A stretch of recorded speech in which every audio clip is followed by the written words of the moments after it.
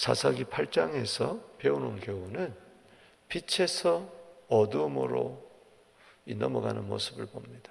또 합시다. 빛에서 어둠으로, 어둠에서 빛으로 건져 주었는데 다시 저들은 빛에서 어둠으로 가는 모습을 봅니다. 우리가 8장을 자세히 들여다보면은 정말 많은 교훈을 얻을 수 있어요. 사람 속에 있는 악이 얼마나 어두운가. 내 속에 있는 어두움을 네가 모른다 그랬는데, 우리 8장을 이렇게 한번 찬찬히 보면서 내 속에 이러한 어둠이 없는가, 이것은 반드시 드러나게 돼 있어요. 여러분, 지금 기도원 이야기가 6장에서부터 7장이에요. 8장까지 이르는데요. 7장에서 참 큰 용사 기도원, 그가 큰 용사가 된 것은 사사기 6장 12절에 그게 무슨 힘이 있어서 된 것이 아니죠. 하나님이 함께 하시고, 특별히 여호와 살롬으로 함께 하시고 그에게 큰 승리를 허락해 주셨어요. 숫자가 많았어요? 아니었죠. 처음에 기도원이 성령의 충만을 입어가지고 나팔을 불 때에 32,000명이 모였죠. 하나님 너무 많다. 두려워 떠는 자 돌려보내라. 그래서 22,000명이 가서 집으로 돌아갔어. 그래서 10,000명 남았어. 그런데도 아직도 많다. 그래서 거기서 300명을 남게 합니다. 그럼 왜 그러냐? 너희가 나중에 전쟁에서 이겼을 때 우리 힘으로 이겼다 할까? 하나님께서 그래서 아예 그런 생각을 없애려고 300명 가지고, 그러니까는 32,000명에서 300명이니까 1%도 안 되는 거야. 1%도 안 돼요. 그거 가지고는 도저히 승리를 못하는 거죠. 더구나 저기는 13만 5천 명. 누가 봐도 이 전쟁은 미디안이 승리하는 거예요. 기존의 군대가 승리할 수가 없어요. 그런데도 횃불, 항아리, 나팔 이거 가지고 승리했어요. 그 승리는 누구 손에? 하나님 손에. 그리고 전쟁은 칼과 창이 있는 것이 아니라 만군의 여호와의 이름에 있음을 우린 7장을 통해서 똑바로 봤습니다. 그런데 7장 끝에서부터 벌써 어두움이 깃들기 시작을 했어요. 처음에는 그 어두움이 조그만 점처럼 드러나더니 이게 점점 하나님 아주 나중에는 아주 새카만 캄캄한 밤이 되고 말아요. 그것을 우리가 봐야 돼요. 그래서 처음에 이 어둠이 깃들기 시작할 때부터 이걸 몰아내야 돼. 아멘이십니까? 안 그러면 나중에 폐해가 너무 심한 거예요. 그걸 교훈을 받아야 돼. 여러분, 어두움에서 우리를 빛으로 옮겨주신 그것만 감사해서는 안 돼요. 어두움에서 빛으로 불러준 자의 아름다운 덕을 여러분들이 선전하고 자랑하고 할렐루야. 그게 왕같은 제사장이지. 베드로전서 2장 9절에. 그건 영적인 이야기란 말이죠. 오늘 본문 말씀은 크게 세 가지로 부분으로 나눕니다. 1절에서 17절, 그리고 18절에서 21절, 22절에서 35절. 1절에서 17절. 자, 어둠의 모습을 보는데 먼저 1절에서 17절의 어둠의 모습을 보십시다. 이것은 이스라엘 12지파 사이에 균열이 가기 시작해요. 갈등 구조를 여기서 이야기하고 있어요.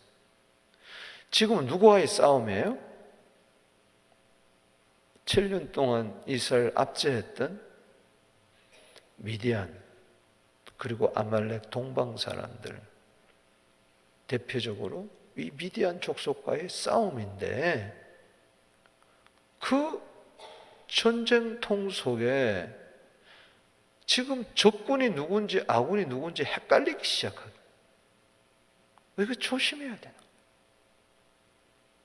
자기들끼리 싸우는 거야. 갈등 구조가 지금 일어나기를 시작하는 거야. 이 에브라임 지파 사람들 이야기, 그리고 숫곳, 그리고 이 브누엘 사람들의 이야기가 여기에 나오고 있습니다. 따라합시다. 에브라임, 숫곳, 브누엘. 자, 숫곳 브누엘은 요단 동편, 저 약복강 나루터 저 북쪽 갓 지파가 분배받은 땅입니다. 갓 지파 사람들, 동족이란 말이죠. 에브라임도 뭐요? 큰 지파죠. 자, 먼저 에브라임 사람들 보세요. 여기 8장 1절에 에브라임이 기드온에게 이르되 내가 미디안과 싸우러 갈 때 우리를 부르지 아니하였으니 우리같이 대접합은 어찌 됨이냐 하고 크게 뭐요? 다투는지라. 자, 이제 어둠의 그림자가 슬슬 드러나기 시작하는 거야. 요 에브라임 사람들은 항상 여호수아 시대 때도 처음으로 여호수아에게 도전장 내밀면서 제비 뽑아 나는 땅이 작다고 불만을 터뜨린 사람들이잖아요. 또 그러는 거예요, 에브라임 사람. 나중엔 입다. 사사 때 또 그래. 나중엔 결국은 남북을 가르면서 에브라임이 열지파의 우두머리가 되잖아요. 그러니까 그 속에 항상 뭔가 자기 힘을 과시하려고 그러고 드러나려고 그러고 인정받으려고 그러고 대접받으려고 그러고. 왜 우리 대접하지 않느냐? 기도원 너 므낫세 지파 중에서 가장 작은 게 어디 뭐 300명 이끌고 돌아다니면서 뭐 승리했다고? 그러면서 왜 우리를 도외시하느냐? 왜 처음부터 안 불렀느냐? 억지 쓰는 겁니다. 여러분, 기드온이 성령 충만해가지고 나팔 불 때에 각 지파에서 3만 2천 명이 왔잖아요. 그때 안 왔어요. 그러나 나중에 저들이 참여해가지고 적장 2사람을 죽이죠.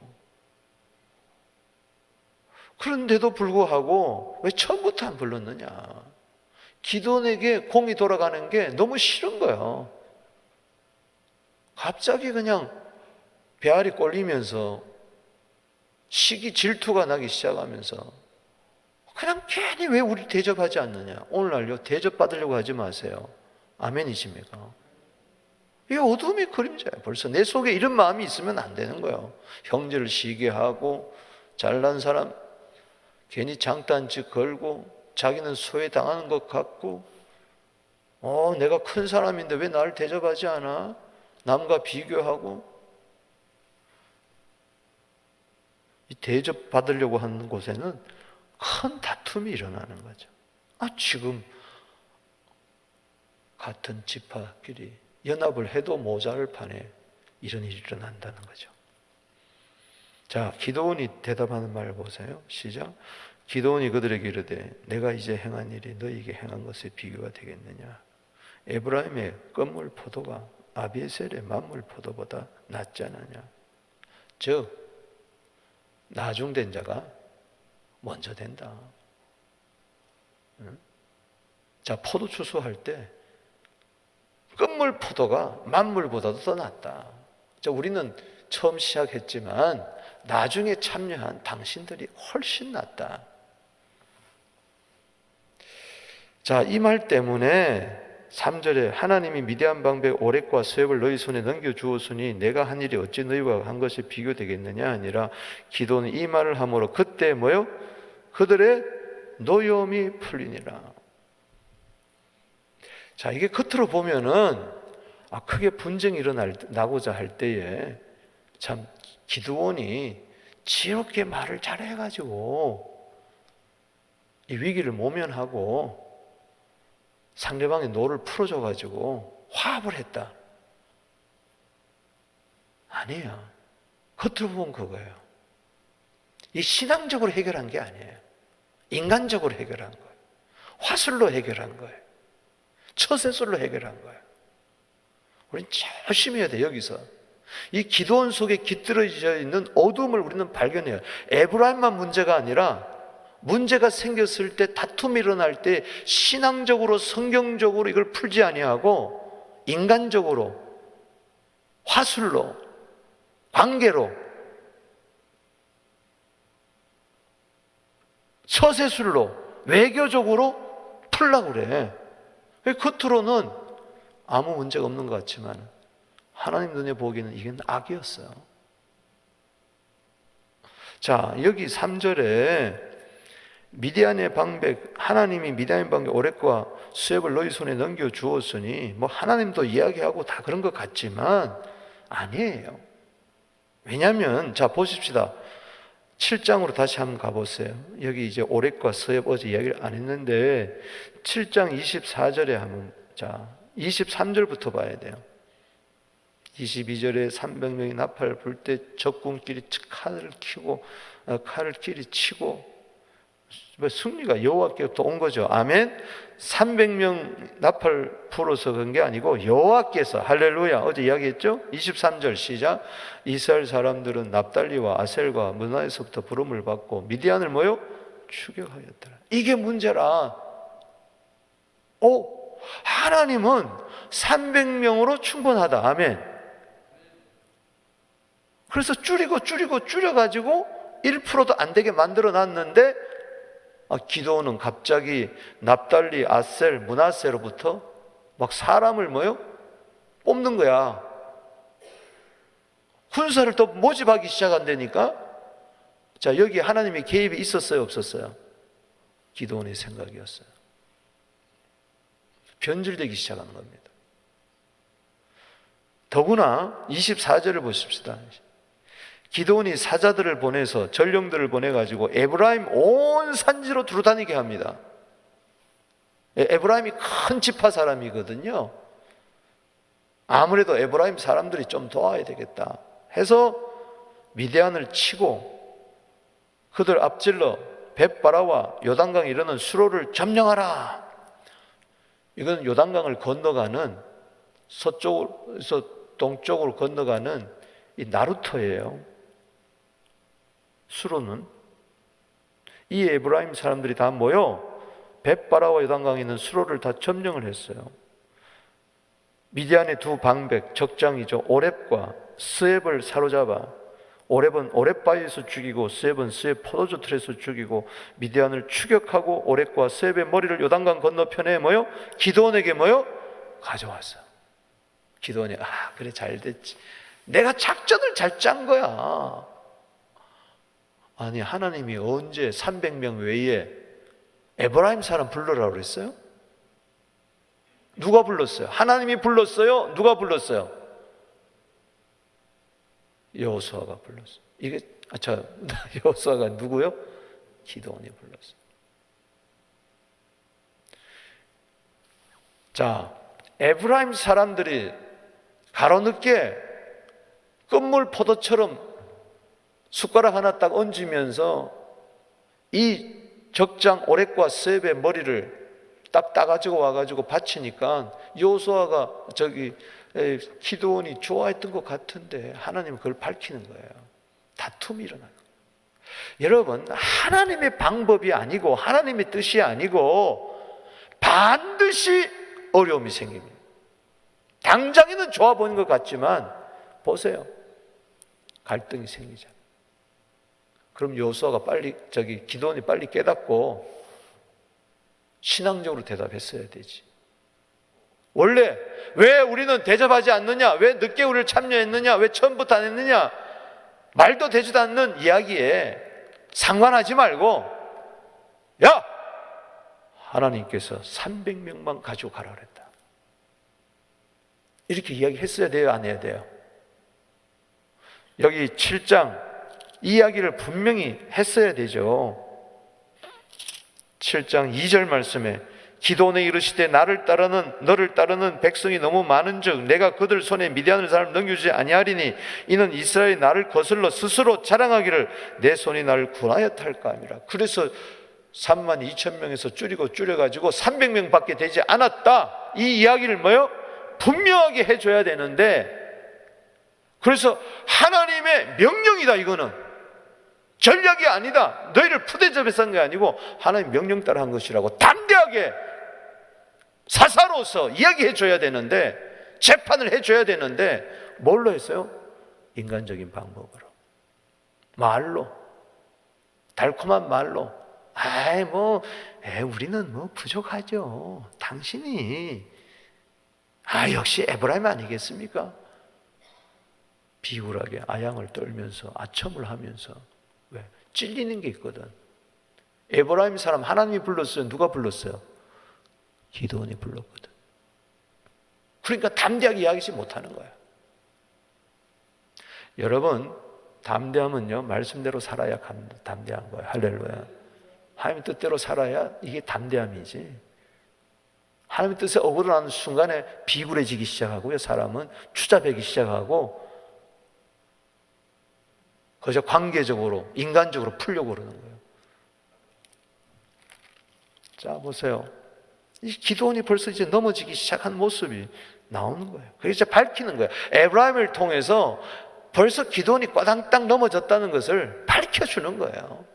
여러분, 집안이고 뭐고 갈등 구조가 생기면요, 교회 갈등 구조가 생기면은 빨리 돌아오세요. 내가 문제구나. 할렐루야. 절대 인간적으로 풀리지 않습니다. 풀리는 것 같아도 노여움이 풀리니라 천만에. 당장의 문제는 해결할 때도 그냥 상처에 수술하지 않고 그냥 적당하게 옥도전기 발라고 넘어가는 거예요. 4절, 기드온이 그와 함께한 300명이 요단강에 이르러 건너고 비록 피곤하나 추격하며. 자, 보세요. 300명 기드온과 함께한 군대들이 피곤했지만 이 300명으로 이제 추격을 합니다. 이게 보면 어떤 면에서는 이렇게도 해석할 수 있어요. 피곤하지만 추격했기 때문에 저들이 참 죽도록 충성했구나. 목이 마르고 배고픈데도, 이런 면도 해석할 수 있겠지만 이 전체적인 이 8장에서 보면은 피곤하고 이럴 때는요, 지금 하지 말았어야 돼. 이후의 전쟁, 4절 이하의 전쟁은 하나님이 하라는 게 아니야. 이제 나중에 이야기 되겠지만은 이것은 기드온이 주도하는 것이죠. 하나님이 주도한 전쟁이 아니고 누가? 기드온이 전쟁. 요단강에 이르러 비록 피곤하나 추격하여. 그러니 어떻게 해요? 300명이 물도 없고 양식도 다 떨어지고, 그럼 집으로 돌아가야 되는데 끝까지 누구를 추적하기를 원하느냐? 두 왕 누구죠? 세바와 살문을, 남은 군대를 추적하기 위해서 하나님이 시키지도 않는 전쟁을 또 벌이기 시작하는 거예요. 언제 추격하라 그랬느냐? 아니요. 자기가 그런 거예요. 5절에 시작. 숫곳 사람들에게 이르되 나를 따르는 백성이 피곤하니. 이게 보세요. 4절에는 함께한 300명을 했는데 5절에는 뭐요? 나를 따르는 백성. 이게 문제예요. 함께한다고 따른다는 건 달라요. 자, 성도들이 목사와 함께해요. 근데 성도들이 목사를 따라요. 이건 전혀 다른 문제입니다. 따른다는 것은 벌써 갑을의 관계가 된 거예요. 여기서 따른다는 단어가 발 아래 둔다는 이야기예요. 벌써 자기 수하에 들기 시작하는 거예요. 이게 문제란 말이에요. 벌써 동등한 하나님의 군대의 자리에서 이제 사람의 군대로 변질시키기 시작되는 거예요. 기드온이 이런 거죠. 300명 더불어 막 싸워서 승리하다 보니까 우쭐해지기 시작하는 거예요. 300명도 막 기드온 이러니까 처음에 여호와와 기도원을 위하여 여호와의 칼이여 기도원의 칼이여 할 때는 주님의 명령을 따라서 했지만은 이게 나중에 변질되더라는 거죠. 어둠이 슬슬 드러나기 시작하는 거예요. 그래서 지도자는 조심해요. 나를 따르는 사람을 발 아래 두면 안 되는 거예요. 오히려 위를 섬겨야 돼. 할렐루야.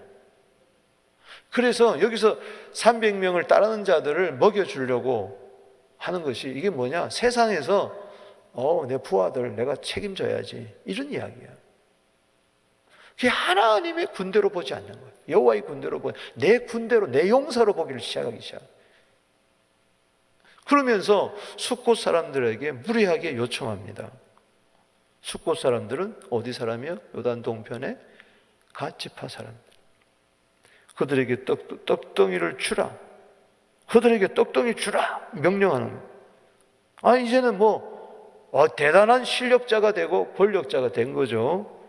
힘을 막 사용하기 시작합니다. 나는 미디안의 왕들인 세바와 살문한 이를 추격하고 있노라. 분명한 이유를 내세우면서 아주 내가 너희들한테 떡 받는 건 당연하지 않느냐. 내가 내일 하는 거야? 300명한테 주라는 거지. 내가 내일 하는 거야? 저 두 왕 누구? 세바와 살문나를 내가 치러 가는데 너희들 떡 내놔라 말이야. 무리한 요구입니다. 무례함이에요. 사랑은 그런 게 아니에요. 값을 지불하고 달라 그러든지 뭔가 다른 방법으로 겸손하게 이야기를 한다든지 이래야 되는데 지도자를 만나가지고 타협을 한다든가. 숫곳 사람들이 힘이 없었거든요. 바로 늘 7년 동안 가까이 있어가지고 당했던 사람들이거든. 그래서 숫곳 방백들이 힘이 없잖아. 세바와 살문이 나의 손에 지금 내 안에 있다는 거냐? 어찌 우리 군대에 떡을 주겠느냐? 하는지. 이 말은 뭔가 하니 아직 세바와 살문이 두 왕이 살아있으니까 잘못 떡을 줬다가 도와줬다가는 나중에 세바와 살문의 공격을 받을까 봐 겁이 나는 거예요. 두렵다는 이야기예요. 약한 사람들의 이야기죠. 그러면은 기도원이 어떻게 대답해야 돼요? 보세요. 7절에 시작. 기도원이 이르되 그러면 여호와께서 세바와 살문을 내 손에 넘겨주신 후에 내가 들가시와 찔레로 너희를 살을 찢어버리겠다. 와, 이 말 어떻게 들립니까? 두렵다 그러면은 걱정하지 마세요. 하나님이 함께 하십니다. 예를 정상적이었다면은 내가 이 다음에 돌아와서 그것을 하나님이 함께한 증표를 보여주겠어. 이렇게 이야기해야 되는데 그때 봅시다 이래야 되는데 내가 돌아와서 너희들 들가시와 찔레로 너희를 살을 찢어버리라. 이 처세술이 그런 거예요. 자, 강한 사람에는 약해지고 약한 사람에는 강한 거예요. 아까 에브라임 큰 사람한테 뭐라고 그랬어요? 저는 만물이지만은 당신은 늦게 참석해서 당신은 훨씬 낫습니다. 이래가지고 싹 무마시키고 약한 숫곳 사람한테는 너 짓밟아 버려라. 이 말은 들가시와 찔레로 너희를 살 찢으라 이 말은 이 들가시와 찔레 밑에 너희들 놓고 짓밟아 버리겠다는 이야기입니다. 막 폭력을 쓰니까 공갈 협박을 하기 시작합니다. 그래 너희들 두고 보자 이러고 또 다른 지역으로 갑니다. 어디로 갑니까? 8절. 거기서 어디로 올라가요? 브넬로 올라가서 그들에게 그같이 구한즉 똑같이 숫곳 사람처럼 우리 지금 세바와 살문 치러 가는데 나 따르는 300명이 너무 피곤하고 양식도 물고 내놔라 하니까 브넬 사람 대답도 숫곳 사람들 대답과 같더라. 기도원이 화가 나서 대답하는 거 보세요. 9절 시작. 기도원이 또 브넬 사람들에게 말하되 내가 평안히 돌아올 때 이 망대를 헐어버리겠다.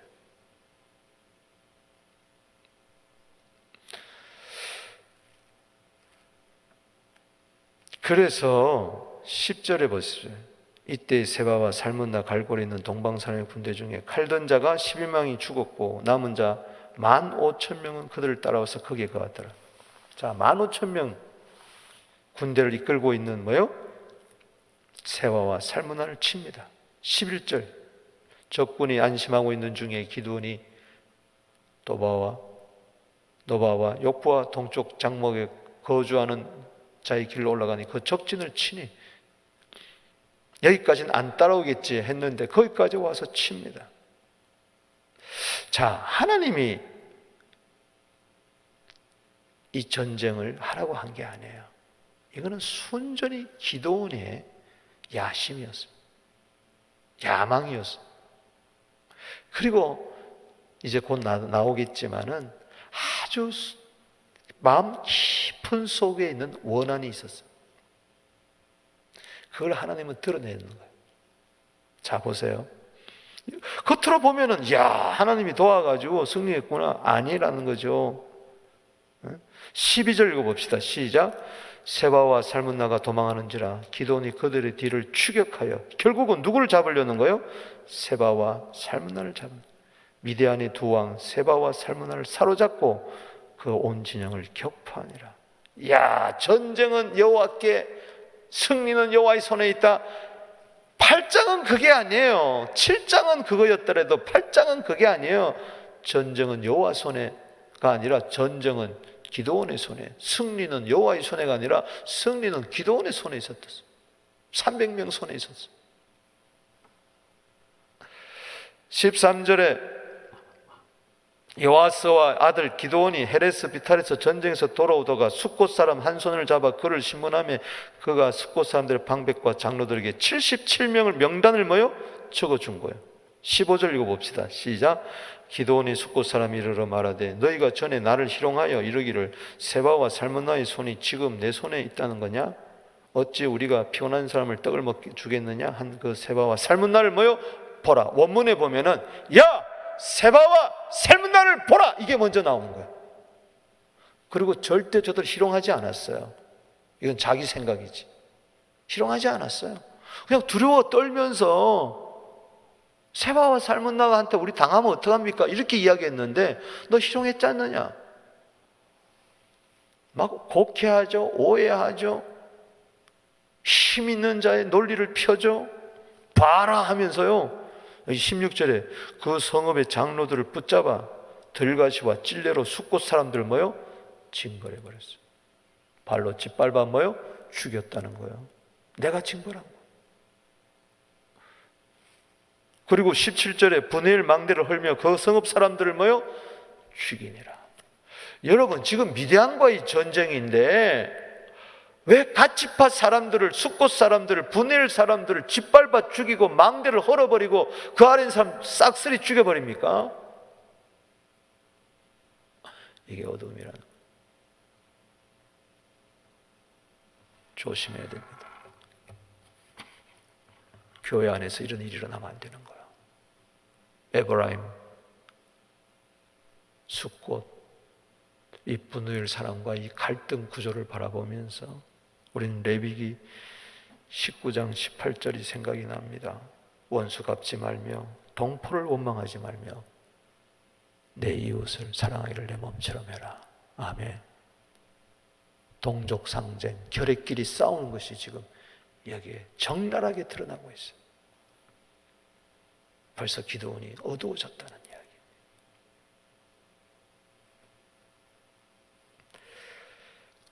또 보세요. 18절에서 21절에 미디안 두 왕 누구? 세바와 살문나를 처형하는 모습에서 보십시다. 18절에 자, 잘 보세요. 이 기드온 속에 있는 한풀이 하는 걸 보세요. 이게 조심해. 절대 여러분 속에 원한이 있으면 안 됩니다. 아멘이십니까?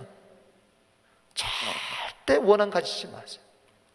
여기 18절에 이에 그가 세바와 살문나에게 말하되 너희가 다볼에서 죽인 자들은 어떠한 사람들이더냐? 다볼에 누가 살았는고 하니 기드온의 형제들이 살았어. 7년 압제 기간 동안에 미디안이 쳐들어와서 저들을 죽인 거야. 이제 그 원한을 갚겠다는 이야기예요. 대답하되 그들이 너와 같아서 하나같이 왕자들의 모습과 같더라. 이 말은 뭐 아첨하는 거죠. 아, 다 왕자들 같아. 당신도 왕처럼 생기지 않았느냐? 그들 다 왕자 같더라. 문자적으로 해석한다면은 기드온 가족들이 꽤나 잘 살았나 봅니다. 뭐 없었지만 7년 흉년 가운데서도 왕자 같다는 것은 귀족 같다는 거죠. 스타일이. 당신도 왕자 같지 않느냐. 그러면서 어떡한지 살아보려고 하는 거예요. 그럴 때 19절에 뭐라 그럽니까? 읽어봅시다. 그가 이르되 그들은 내 형제들이며 내 어머니의 아들들이니라. 여호와께 살아계심을 두고 맹세하노니 너희가 만일 그들을 살렸더라면 나도 너희를 죽이지 아니하였으리라 하고. 뭐야? 이건 개인적인 복수요. 집안 원수를 복수하겠다는 이야기. 하나님이 이렇게 하라고 하지 않았어요. 그러니까는 벌써 이 두 왕 세바와 살문나를 막 피곤한 용사들 이끌고 막 끝까지 가서 잡아가지고 와서 죽이고 하자고 한 것은 이건 그야말로 거룩한 전쟁이 아니고 이거는 자기 분풀이에요. 안갚음이에요. 개인적인 복수예요. 이제 내가 힘이 있으니까 이 기회에 평소에 저 두 왕을 어떻게 하면 죽이냐 했는데 잘 됐단 말이지. 내 형제들의 원수를 갚아버리겠다. 20절에 참 놀라운 이야기입니다. 그의 맏아들 여델에게 이르되, 그러니까는 벌써 자기가 사는 곳에 온 거죠. 여델에게 이르되 얘야 일어나서 그들을 죽이라. 뭐예요? 원수 갚는 것을 뭐예요? 내 아들이 보는 것을 보고 싶은 거예요. 어린 아들이라 할지라도. 그 소년이 그의 칼을 빼지 못하였으니 이는 아직 어려서 뭐예요? 두려워하여였더라. 세바와 살문나가 말합니다. 너무 굴욕스러우니까 어린아이로부터 죽으면 안 되잖아요. 사람이었다면 그의 너러니 기드온이 일어나 세바와 살문나를 죽여. 차라리 네가 나 죽여라 말이지. 죽이고, 자 보세요. 그들의 낙타목에 있던 초승달 장식을 떼어 가지니라. 순수한 죽음이 아니었어요. 초승달 장식은 뭐였어요? 미디안 사람들이 달신을 섬겼어요. 그걸 딱 자기가 가지는 거예요. 원수 갚은 거예요. 그러니까는 안에 사람들도 밖에 사람들도 전부 다 분노, 원한 이런 걸로 안갚음하기 시작합니다. 이게 하나님께로부터 온 게 아니었어요. 하나님이 주신 힘을 가지고 오용하고 악용하기 시작한 거죠. 타락입니다. 로마서 12장 19절에 분명히 이야기했습니다. 내 사랑하는 자들아 너희가 친히 원수를 갚지 말고 진노하심에 맡기라. 기록되었을 때 원수 갚는 것이 내게 있으니 내가 갚으리라. 아멘. 근데 하나님이 갚게 하는 것이 아니고 뭐요? 자기가 갚는 거예요. 이 어둠입니다. 무서운 어둠입니다. 하나님 주신 시간, 재능, 재물, 힘, 이 모든 것 가지고 안갚음하라고 주는 거예요. 보란 듯이 뻔때한 듯이 봐라 너희들 나 멸시했지, 너 나 그때 그랬지 하고 단칼에 처단하라고 준 거예요. 아니잖아요. 그래도 원수를 사랑해야죠. 핍박한 자를 위해서 기도해야죠. 할렐루야. 저주하지 말고 축복해야죠. 아멘. 그게 기도원을 부르신 목적이잖아요. 300명을 이용해가지고 자기 개인적인 복수나 하고 원한이나 갖고 내 속에 있는 쓴뿌리, 이 쓴뿌리가 무서운 거예요. 무서워. 초승달 장식을 떼어냈어요. 왜 가졌어요? 벌써 그가 하나님께서 떠났다는 이야기예요. 벌써 하나님께서 떠났다는 이야기예요. 세 번째 단락을 보십시다. 첫 번째 단락에서는 동족끼리 싸우고 다투고 죽이고, 그리고 두 번째 단락에서는 개인적인 복수, 원한, 증오 이런 것이 표출이 되고 하나님 주신 힘을 사용해가지고, 그 다음에 22절에서 35절 기드온과 이스라엘의 타락입니다. 이제는 뭐 드러난 거예요. 완전히 속에 밖에 다 드러나 버리고 말아요. 22절 읽어봅시다. 시작. 그때 이스라엘 사람들이 기드온에게 이르되 당신이 우리를 미디안 손에서 구원하셨으니 당신과 당신의 아들과 당신의 손자가 우리를 다스려서. 백성들의 타락입니다. 당신이 우리를 미디안 손에서 구원했어요? 누가 구원했어요? 하나님이 구원했어요. 벌써 사람 냄새가 나게, 더러운 냄새가 나기 시작하는. 사람 의지하지 마세요. 아멘이십니까? 우리 서부교회는 누가 구원하는 겁니까?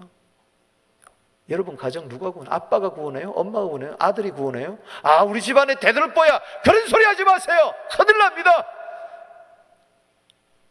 우리 집안을 구원한 것은 아들이 아니라 딸이 아니라 그 누구가 아니고 아버지도 아니고 아들도 아니고 어머니도 아니고 하나님이십니다. 이거 잊어버리면 큰일 납니다. 그러니까 당신과 당신의 아들과 당신의 손자가 3대에 걸쳐서 우리를 다스리소서. 이 말은 뭡니까? 왕이 되어달라는 이야기. 다스리달라면서 왕이 되어달라는 이야기. 사사는 사사지 왕이 아닙니다. 근데 사람들의 눈이 휘가닥 뒤집어진 거예요. 이야, 저 사람 꼭 있어야 돼. 우리 교회에 꼭 있어야 돼. 천만에. 그때부터 타락하기 시작하는 거예요. 하나님이 꼭 있어야 됩니다. 누가 구원했어요? 기드온이 구원했어요? 기드온의 칼이에요? 여호와의 칼이에요? 어느 순간에 변질되어 버립니다. 23절에 기드온이 그들에게 이르되 내가 너희를 다스리지 않겠고 나의 아들도 너희를 다스리는 여호와께서 너희를 다스리라. 따라합시다. 입만 살았다. 입만 산 거예요. 겉으로는 멋있는 것 같죠? 제가 이 종교적이에요. 행동은 말하고 전혀 다릅니다. 은근히 앞에서는 왕이 아니지만 뒤에서는 다 지배하고 왕노릇하기 시작해요. 자 보세요. 24절에 기드온이 그들에게 이르되 내가 너희에게 요청할 일이 있으니. 보세요. 거기서 끝났으면 진짜지. 여호와께서 당신을 다스립니다 하고 사라져버렸으면, 온데간데 없이 사라져버렸으면 괜찮았는데 요청합니다. 이게 뭐예요? 이게 꿍꿍이 속이 있다는 거죠. 겉과 속이 다른 거요. 읽어보십시다. 24절에 기드온이 그들에게 이르되 내가 너희에게 요청할 일이 있으니 너희는 각기 탈취한 기고를 내게 줄지니라. 돈을 요구하기 시작합니다. 이는 그들이 이스마엘 사람들의 금고리가 뭐요? 있었습니다. 그러니까는 지금 전리품들을 전부 다 나눴잖아요. 혼자 다 못 가지잖아요. 다 나눈 중에 금고리가 눈에 싹 들어온 거예요. 자기도 가졌을 거 아니겠어요? 근데 저 금을 내가 더 가졌으면 좋겠다. 탐심, 우상 숭배. 골로새서 3장 5절에 돈을 사랑하는 것이 일만하게 뿌리라. 디모서 6장 10절이 쑥 들어가 버린 거예요. 금고리. 25절에 무디가 대답하여 이르되 즐거이 드리죠 이까짓 거. 아이고 당신 때문에 우리가 살았는데 겉옷을 펴고 각기 탈취한 그걸 그 가운데 막 던져줬어요. 준다 그래도 안 받아야 되는데. 26절에 기드온이 요청한다는 말이 두 번이 나오잖아요. 금고리, 금귀고리 무게가 금 1700세겔, 그 외에 초승달 장식, 폐물, 미디안왕 입던 자색 의복, 그 외에 그들의 낙탐에 걸린 사슬, 이 모든 것은 우상과 관련된 거예요. 돈, 우상, 막 이런 것들. 이 가지고 뭐 합니까? 27절 읽어봅시다. 기드온이 그 금으로 에봇 하나를 뭐요?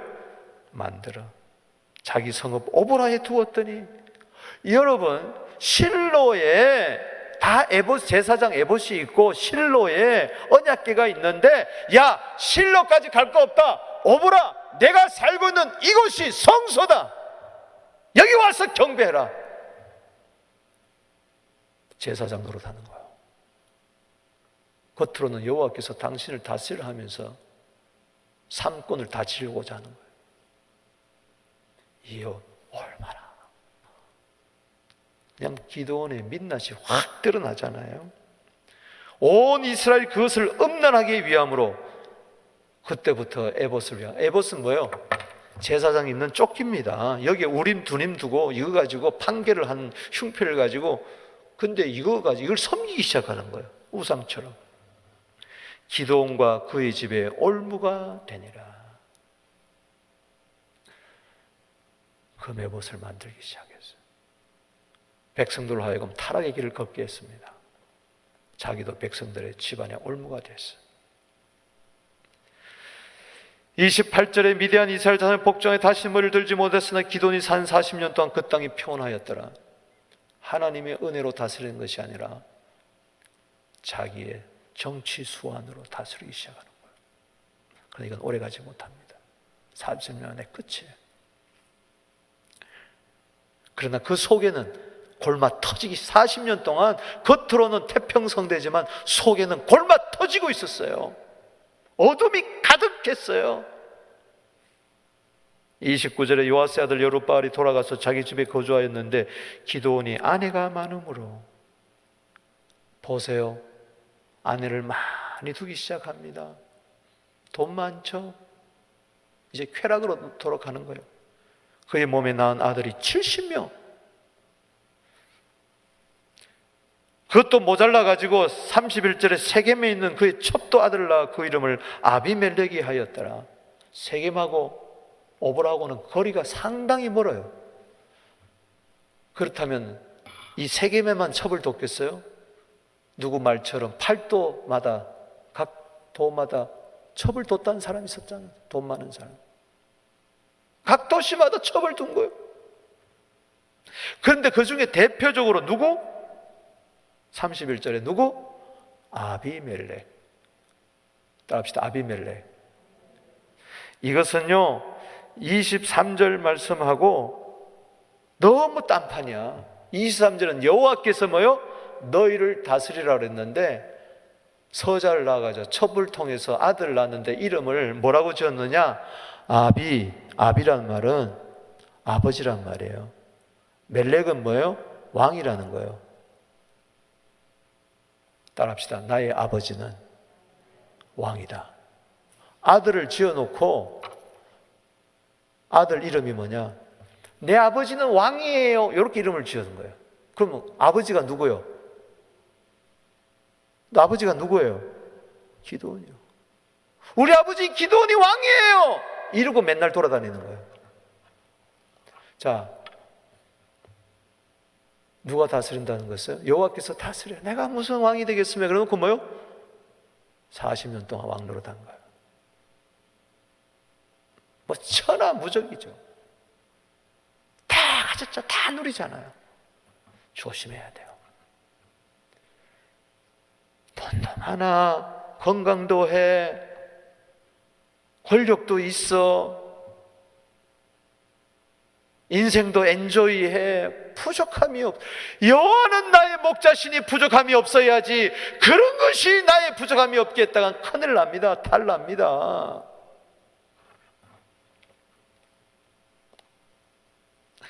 어둠이에요. 이름 하나 짓는 것도 그렇게 짓잖아요. 내 아버지는 왕이라고. 안 죽습니까? 기드온의 40년 마지막 모습은 너무 추한 거죠. 40년이 그렇게 살았대. 아내 많이 두고 자식 많이 낳고 곳곳에 첩 두고 아들 이름은 내 아버지는 왕이라 그러고. 기드온이 어떻게 이렇게 빛의 어두움으로 전락을 하냐. 한순간이에요. 한순간에. 한순간. 내일 보겠지만 이 아비멜렉이 70명 아들 다 죽여버립니다. 하나님이 싹 없애버려요. 한 명 남겨놓고 요단 남겨놓고 다 죽여버려요. 몇 명을 죽인다고요? 와우. 내 아버지는 왕이다. 왕이다. 그래? 한번 해봐라. 왕이 누군가. 70명 싸그리 죽여버려요. 한 바에다가 내어놓고. 무서운. 이게 왜 그래요? 초선달 떼고 애번 만들고 가정에 올무가 있고 첩을 막 두고 막 이러니까 쾌락주의로, 금욕주의로, 물권주의로 막 나가니까 하나님이 가만 안 있죠. 32절에 요아스의 아들 기드온이 나이가 많아 죽음에 아비에셀 사람이 오브라 있는 그의 아버지 요아스의 묘실에 장사되었더라. 33절 보세요. 기드온이 이미 죽음에 이스라엘 자손이 돌아와서 바알들을 따라가 음행하였으며 바알브릿이라는 것은 언약의 바알과 언약을 맺는 거예요. 여호와와 언약을 맺는 것이나 브릿이란 말은 언약인데, 바알, 당신에게 맹세하겠습니다, 당신에게 충성하겠습니다, 도와주세요, 복 주세요 하면서 이렇게 돼버리는 거예요. 어둠입니다. 34절에 이스라엘 자손이 주위의 모든 원수들의 손에서 자기를 건져내신 여호와 자기 하나님의 기억하지 아니하며, 기억하지 않아 새카맣게 잊어버렸습니다. 시편 50편 22절에 여호와의 은혜 잊지 말라, 내가 너를 찢으리니 너희를 건질 자가 없으니라. 감사로 제사를 드린 자가 나를 영화롭게 한다. 아멘. 잊어버리지 마세요. 내게 주신 은혜를 무엇으로 갚을까? 시편 116편 12절이 되어야지. 35절에 보십시오. 기드온이 어떻게 됐어요? 또 여룻바알이라는 기드온이, 여룻바알은 일부러 이렇게 바알을 대적한다는 그 여룻바알이 어떻게 됐느냐? 이스라엘 베푼 모든 은혜를 따라 그의 집을 후대하지도 않았더라. 그러니까는 이스라엘 위하여 공로 세운 거 싸그리 그것도 잊어버리고 후대하지도 않았어요. 그러니까는 완전히 어둠으로 돌아가 버리고 만 거죠.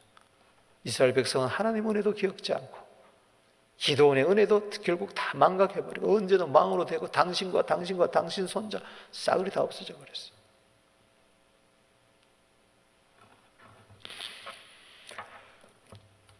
누가복음 22장 40절이잖아요. 따라합시다. 시험에 들지 않도록 깨어 기도해라. 아멘이십니까? 고린도서 10장 12절에 선줄 알거든 넘어질까 조심해라. 아멘이십니까? 여러분, 이 8장을 가만히 들여다보면 여호와 입에서, 기드온의 입에서 여호와 많이 나옵니다만 여호와와 만났다는 이야기는 없어요. 여호와와 교제했다는 이야기는 없어요. 여호와께 표징을 구했다는 이야기가 없어요. 여호와의 음성을 들었다는 이야기는 없어요. 입술로는 하나님을 시인했지만은 행위로는 부인하는 디도서 1장 16절이 기드온의 어짙은 어둠에서 발견하게 되는 거예요. 이 백성은 입술로는 나를 존경하나 마음은 멀도다. 마태복음 15장 18절의 모습, 종교적으로 전락하는 종교형이 가득 찬 모습을, 사사시대의 모습을 봅니다. 전부 다 자기 소견에 옳은 대로 행하는 모습들을 여기서 보고 있어요. 깜짝 놀랍니다. 이 모습이 내 안에 있다는 거. 내가 지금 기드온이 아닌가? 우리는 정신 바짝 차리고 다시 한번 여러분들이 집에 가셔서 다른 각도로서 오늘 주신 말씀을 근거로 해가지고 8장을 다시 한번 읽어보시기 바랍니다. 이 속에서 나의 추한 모습, 숨겨져 있는 모습을 드러내가지고 비답해 내놓고 회개해야 돼. 할렐루야. 예수의 피야 그게. 요한일서 1장 7절이야. 어두운 가운데서, 빛 가운데서 어두움을 드러낼 때 우리는 예수의 피로 회개할 수밖에 없는 거예요. 그 자는 삽니다. 그런데 놀라운 것은 반전입니다. 나 같으면 이 기드온 버릴 것 같은데, 이 큰 용사가, 자기 힘으로 큰 용사가 되고자 하는 이 기드온, 하나님의 힘이 아니라 버릴 것 같은데, 히브리서 11장 32절에 보니 기드온과 바락과 입다와 삼손, 6대 사사 가운데 12사사 중에 6대 사사가 있는데, 거기서 온니엘, 드보라 이거 빼고 나머지 4사사, 기드온, 바락, 삼손, 입다, 전부 다 부족한 사사들인데, 문제투성이 사사인데, 온니엘하고 드보라만 온전한데 그 사람 이름을 빼고 기드온, 기드온 그런데 형편없잖아요. 근데 이 사람을 히브리서 11장에는 세워두더라는 거예요. 제일 앞장서. 승리는 기도원의 손이 아니었다. 하나님의 손이었다는 것을 알려주는 겁니다. 할렐루야. 그래도 하나님은 기도원을 버리지 아니했다. 다시 그리스도 안에서 우리는 재해석해야 됩니다. 오늘 우리도 부족하고 연약하지만은 주님 절대로 버리지 않습니다. 할렐루야. 그렇다고 해서 마음껏 살아야 되느냐? 아니요. 어둠으로 살면 안 됩니다. 빛의 자들처럼 그렇게 살게 되기를, 계속 세상의 빛이 되기를, 그래서 천국에서 해같이 빛나게 되기를 주의 이름으로 축복합니다. 기도하겠습니다. 하나님 아버지, 오늘 점점 어두워가는 이 세상에 내가 어둠이 아닌가 살펴보게 하여 주옵소서. 원수 갚지 말고 동포를 원망하지 말고 이웃 사랑하기를 자신같이 하게 하옵소서. 원수 갚지 말고 하나님의 진노하심에 맡기게 하여 주시옵시고, 선줄 알거든 넘어질까 조심하고 시험에 들지 않도록 늘 깨어 기도하게 하옵소서. 우리 안에 종교의 영은 떠나갈지어다. 우리 교회 안에 떠나갈지어다. 목사 안에 떠나갈지어다. 담임 목사 안에 종교의 영은 떠나갈지어다. 하나님이 주신 은혜와 능력을 남용하지 말고 오용하지 말고 악용하지 말고 날마다 나를 죽이며 겸손히 기도로 나아가게 하여 주시옵소서. 끝까지 나의 달려길 달리게 하여 주시고 믿음 지키게 하여 주시옵소서. 다시 일어나 빛을 발하게 하여 주시옵소서. 예수님의 이름으로 축복하며 기도하옵나이다. 아멘. 주 이름으로